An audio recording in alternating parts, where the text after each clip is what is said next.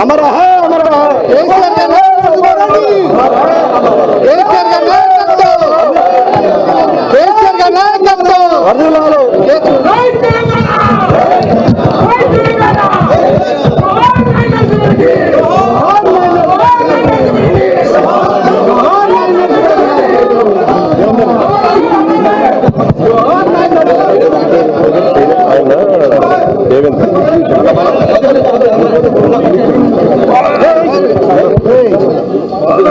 ఎందుకు రా ఏమన్నా దాని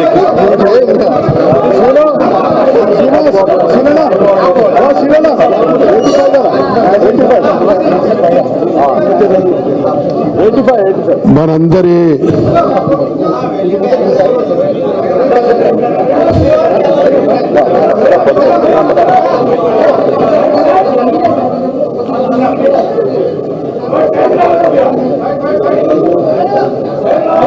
స్వర్గీయ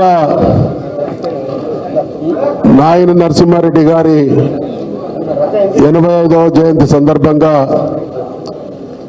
కార్యక్రమానికి విచ్చేసినటువంటి గౌరవనీయులు మన ప్రియతమ నాయకులు వర్కింగ్ ప్రెసిడెంట్ గారు అయినటువంటి కేటీ రామారావు గారు, గౌరవనీయులు నాయన్ నరసన్న కుమారుడైనటువంటి దేవేందర్ రెడ్డి గారు, వారి అల్లుడైనటువంటి శ్రీనివాసరెడ్డి గారు, గౌరవ శాసనసభ్యులకు, శాసనమండలి సభ్యులకు, మాజీ మంత్రివర్యులకు, కార్యక్రమానికి విచ్చేసినటువంటి ప్రతి ఒక్కరికి హృదయపూర్వకమైనటువంటి ధన్యవాదాలు తెలియజేసుకుంటూ, నాయన నరసింహారెడ్డి గారు సుదీర్ఘకాలం రాజకీయాల్లో విలువలకు కట్టుబడి పనిచేసినటువంటి గొప్ప నాయకుడు నాయన నరసింహారెడ్డి గారు. వారితో వ్యక్తిగతంగా కేసీఆర్ గారు తెలంగాణకు జరుగుతున్నటువంటి ద్రోహం, అన్యాయం పరిష్కరించబడాలి అని అంటే రాష్ట్ర సాధనే ఏకైక మార్గం అనేటువంటి ఆలోచన చేసిన తొలి రోజుల్లో వారితో కలిసి పనిచేసినటువంటి వారిలో నాయన్ నరసింహారెడ్డి గారు కూడా చాలా క్రియాశీలకమైనటువంటి పాత్ర పోషించినటువంటి నాయకుడు. ఒకానొక సందర్భంలో అంటే వారికి తెలంగాణ విషయంలో కానీ రాజకీయాల్లో కానీ సుదీర్ఘమైనటువంటి అనుభవం ఉంది కాబట్టి ఒకానొక సందర్భంలో ఆ రోజున్నటువంటి పరిస్థితులలో తెలంగాణ సాధించడం అంత ఆషామాషి వ్యవహారం కాదు అనేటువంటి భావన వ్యక్తం చేస్తే కేసీఆర్ గారు వారికి సుదీర్ఘమైనటువంటి వివరణ ఇచ్చిన తర్వాత ఖచ్చితంగా మీ నాయకత్వంలో తెలంగాణ సాధించి తీరుతుంది అనేటువంటి విశ్వాసాన్ని వ్యక్తం చేసినటువంటి గొప్ప వ్యక్తి నాయన్ నరసింహారెడ్డి గారు. హైదరాబాద్ మహానగరం, చాలామంది హైదరాబాద్ మహానగరం అంటే గుర్తొచ్చేటువంటి కొన్ని స్మృతి చిహ్నాలు ఉంటాయి. ఒకటి చార్మినార్, 2 మక్కా మసీద్, ఉస్మానియా యూనివర్సిటీ, హైకోర్టు. అదే రకంగా హైదరాబాద్ మహానగరం అనగానే కొందరు వ్యక్తులు మన కళ్ళ ముందు కదలాడతారు. అలాంటి ఒకరిద్దరు వ్యక్తులలో మనతో పనిచేసినటువంటి మన ప్రియతమ నాయకుడైనటువంటి నాయన్ నరసింహారెడ్డి గారు ఒకటైనటువంటి విషయాన్ని ఈ సందర్భంగా గుర్తు చేస్తా ఉన్నాం. చిన్నతనంలోనే అంటే సామాజిక స్పృహ వారిలో ఎంత గొప్పగా ఉండే అనడానికి నిదర్శనం ఆనాడు సోషలిస్టు పార్టీ నాయకులైనటువంటి రామ్ మనోహర్ లోహియా గారితో పాటు అనేక సందర్భాల్లో వారి నోటనే వినడం జరిగింది.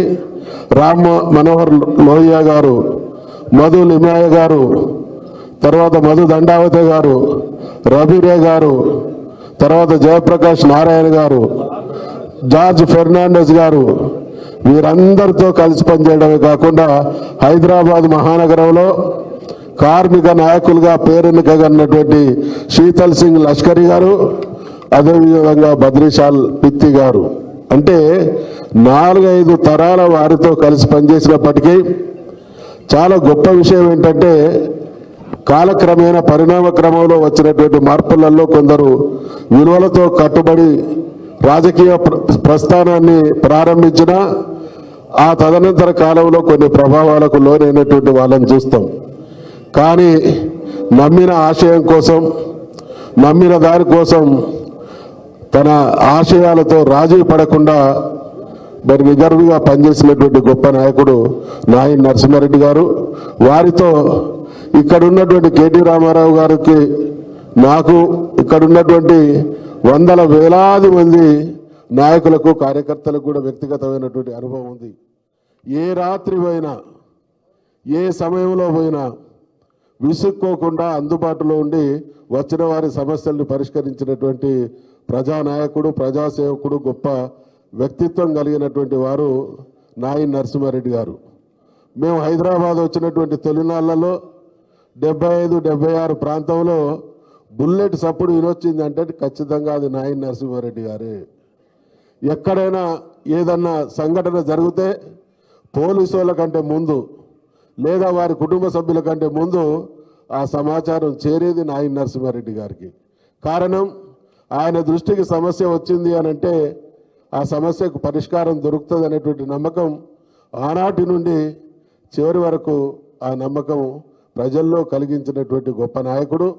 మనందరికి కూడా తెలుసు, కాంగ్రెస్ పార్టీతో పొత్తు పెట్టుకొని మనం అధికారం షేర్ చేసుకున్నటువంటి సందర్భంలో కాంగ్రెస్ పార్టీ ఢిల్లీలో రాష్ట్రంలో చేస్తున్నటువంటి మోసం, ద్రోహాన్ని అర్థం చేసుకున్నటువంటి మన నాయకుడు ఆ రోజు రాష్ట్ర మంత్రివర్గంలో ఉన్నటువంటి మంత్రులందరినీ రాజీనామా చేయాల్సిందిగా సూచన చేస్తే అర్ధరాత్రి రోడ్ల మీద తిరిగి అమెరికాలో ఫ్యాక్స్ ద్వారా తన రాజీనామా పత్రాన్ని పంపినటువంటి గొప్ప వ్యక్తిత్వం నాయన్ నరసింహారెడ్డి గారిది.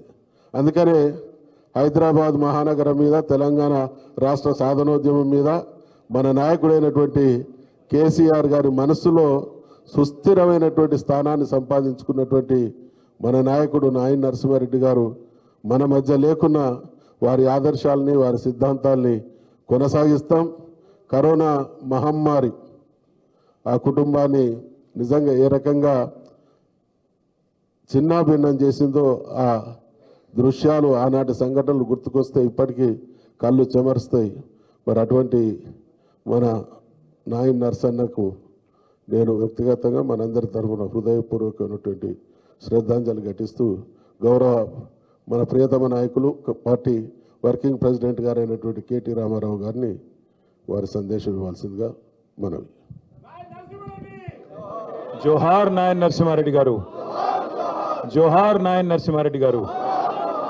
పెద్దలు, మాన్యులు, తెలంగాణ రాష్ట్రం ఏర్పడ్డ తర్వాత మొట్టమొదటి హోంశాఖ మంత్రివర్యులు, అదేవిధంగా కేసీఆర్ గారి నాయకత్వంలో దాదాపు 20-22 ఏళ్ల పాటు నిర్విరామంగా ఒక పెద్దన్నలాగా కేసీఆర్ గారికి ఎప్పటికప్పుడు అండగా ఉంటూ ధైర్యాన్ని నూరిపోస్తూ, ఎప్పుడన్నా చిన్న చిన్న ఎదురు దెబ్బలు, చిన్న చిన్న అపజయాలు ఎదురున్నప్పుడు కూడా మీరు ధైర్యంగా కొట్లాడాలి, మీ ఎంబడ మేమందరం ఉన్నామని చెప్పి ఎల్లవేళలా ఒక బలాన్ని ఇస్తూ నడిపించిన మంచి మనిషి. చిన్నపిల్లాడి మనస్తత్వం, ఎప్పుడు చూసినా ఎప్పుడు కలిసినా నవ్వుతూ, అంటే తాను దాదాపుగా 7-10 వయసులో పడ్డాక కూడా ఒక చిన్నపిల్లాడిలాగా నిష్కల్మషంగా ఎన్నడు కలిసినా ఎక్కడ కలిసినా మరి చిన్నపిల్లలతో పిల్లల్లాగా కలిసిపోయే ఒక మంచి మనస్తత్వం ఉన్న నాయకుడు. చూడడానికి వస్తాదిలాగా మరి పెద్దగా కనబడ్డ మనసు మాత్రం వెన్నలాంటి మనసు కలిగిన నాయకుడు నాయని నరసింహారెడ్డి గారి 85వ జయంతి ఈరోజు తెలంగాణ భవన్లో ఇంతమంది వారి మిత్రులు, వారి అభిమానులు, వారి సహచరుల సమక్షంలో జరుపుకోవడం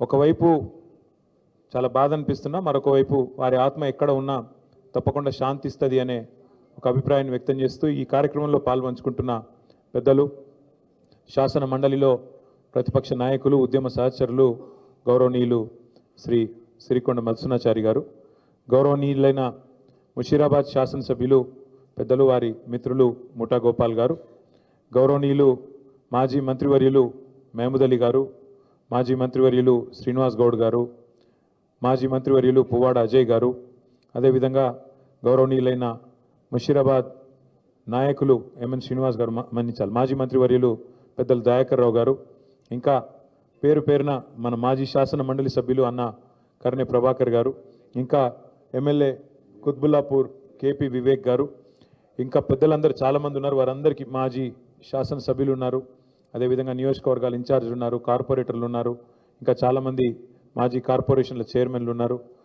అదేవిధంగా మన నాయన నరసింహారెడ్డి గారి కుటుంబ సభ్యులు, వారి కుమారుడు నాయని దేవేందర్ రెడ్డి గారు, అదేవిధంగా వారి అల్లుడు సోదరుడు మాజీ కార్పొరేటర్ శ్రీనివాస్ రెడ్డి గారు, ఇంకా మిత్రులు పేరు పేరున అందరికీ నమస్కారం. నాయన నరసింహారెడ్డి గారి గురించి ఒకటి కాదు రెండుగా చాలా విషయాలు చెప్పాలంటే, వివరంగా చెప్పాలంటే చాలా ఉన్నాయి.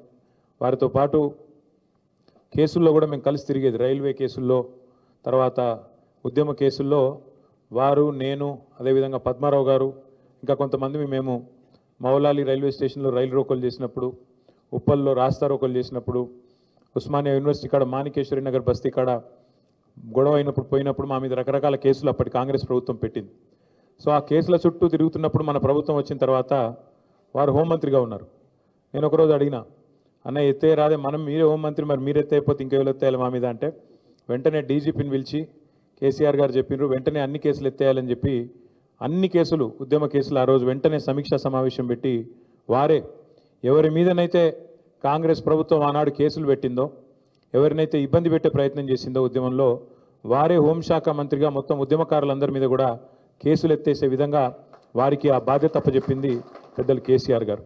అట్లాగే నాయన నరసింహారెడ్డి గారు కార్మిక పక్షపాతి.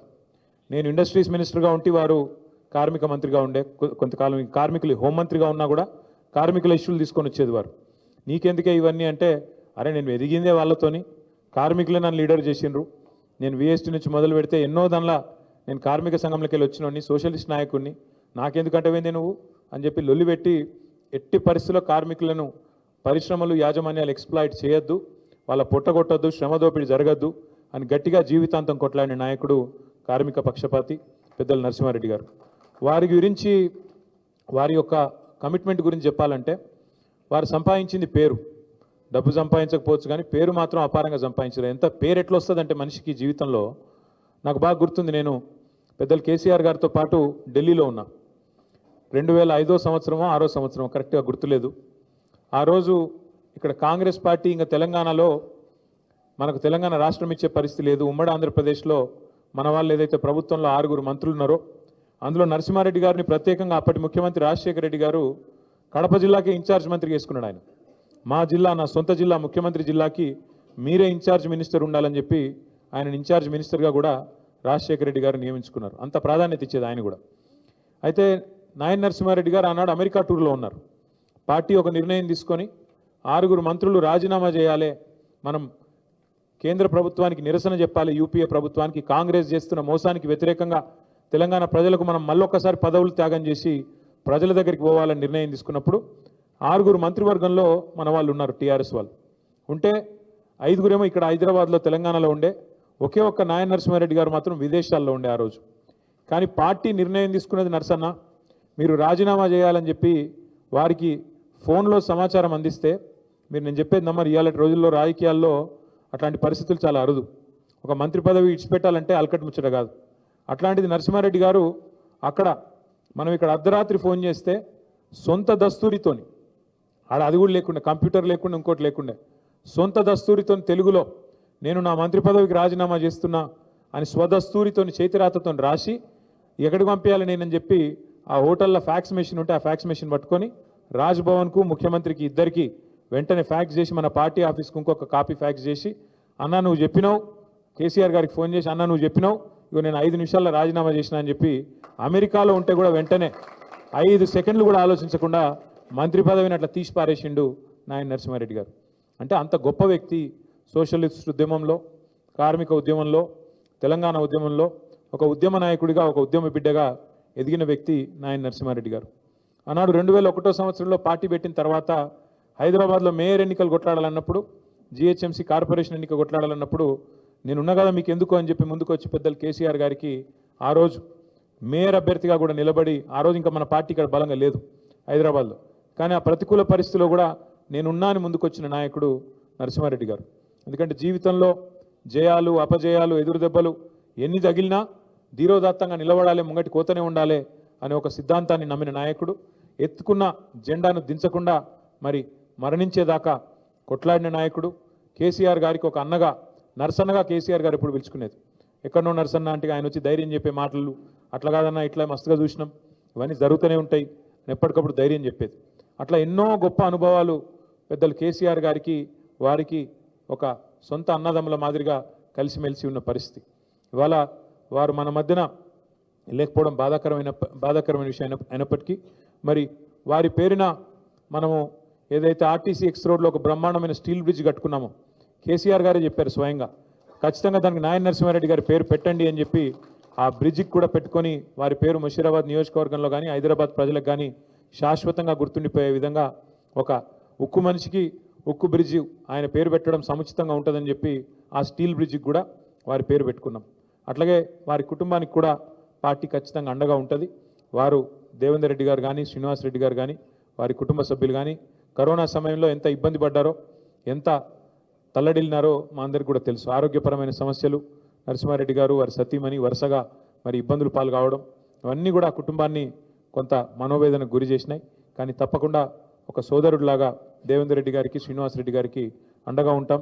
నరసన్న ఆత్మ శాంతికై, కార్మికుల అభ్యున్నతికై, తెలంగాణ అభివృద్ధికై అందరం కూడా మనస్ఫూర్తిగా పాటుపడతాం. కలిసికట్టుగా వారి కల్పించే నివాళి మనం అదే అవుతుందనే విషయం కూడా తెలియజేస్తూ, వారి సోదరుడు కేసీఆర్ గారు మళ్ళీ తిరిగి తప్పకుండా తెలంగాణ ముఖ్యమంత్రి అయ్యేదాకా మనందరం మళ్ళీ ఎక్కడి వాళ్ళం అక్కడ మన స్థాయిలో శాయశక్తులా కష్టపడదామని చెప్పి మళ్ళొకసారి మీ అందరికి కూడా విజ్ఞప్తి చేస్తూ, మరి వారి కుటుంబానికి అండగా ఉంటామని మరొకసారి ఒక్కానిస్తూ మళ్ళీ పేరు పేరున అందరికీ నమస్కారం. నాయన నరసింహారెడ్డి గారికి జోహార్. నాయన నరసింహారెడ్డి గారు. Thank you.